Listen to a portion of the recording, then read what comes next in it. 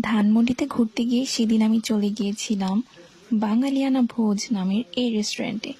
এখানে সব রকমের বাঙালি খাবার পাওয়া যায় এবং তাদের খুবই ইন্টারেস্টিং একটা প্লেটার ছিল, যেটা হচ্ছে 11 রকমের আনলিমিটেড ভর্তার সাথে ভাত এবং ডাল। মানে হচ্ছে আনলিমিটেড ভর্তা আপনারা নিতে পারবেন, তাও আবার 11 আইটেমের। ভর্তার মধ্যে ছিল কালোজিরা ভর্তা, আলু ভর্তা, বেগুন ভর্তা, শুটকি ভর্তা, কাঁচকলা ভর্তা, আরও ভর্তা, টমেটো ভর্তা, আমার মনে নেই এতগুলার নাম এখন।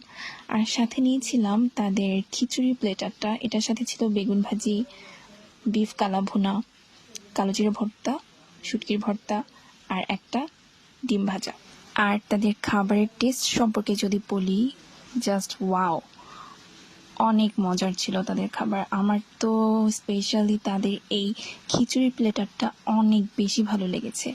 বাট তাদের এই কালা ভুনার টেস্টটা আহামরি আমার কাছে লাগেনি, নর্মাল লেগেছে, নর্মাল যেরকম মাংসের তরকারি হয় সেরকম।